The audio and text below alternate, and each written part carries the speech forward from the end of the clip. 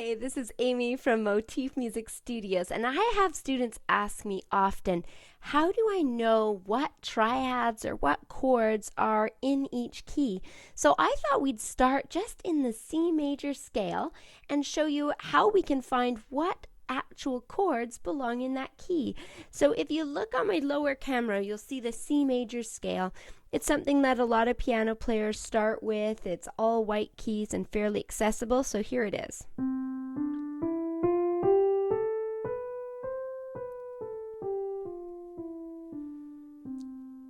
Now, using just those white keys, we can build a triad on every single key. And if you listen along, each of them have their own unique color if they belong in that key. So the one chord in a major scale would be called C major. So we'd play the first note of the scale, the third, and the fifth, and it would create a triad. So you can see that that's the C major. If we move up, we keep the scale notes, but now we're starting our triad on a D. It has a different color. So that creates a D minor. So our 2 chord, that's called the 1 chord, the 2 chord, is called a D minor. Next up, the 3 chord. It's also minor. So the 3 chord is an E minor. So we had C major, D minor, E minor. Our 4 chord, a favorite of pop artists everywhere, is the 4 chord, and that one is F major.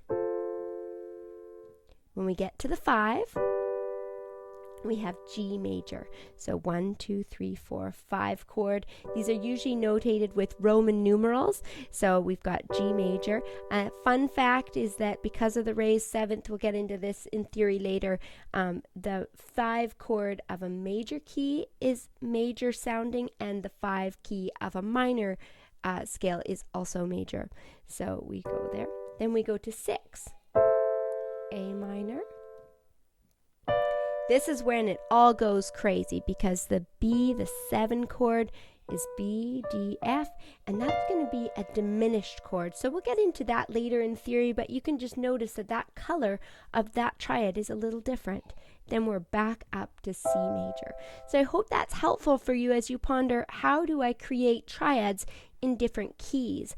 The same thing happens for the minor keys as well, so we can get into that in our next lesson. If you're curious to hear more videos like this, subscribe, and I would be so happy for you to follow along. We'll see you next time.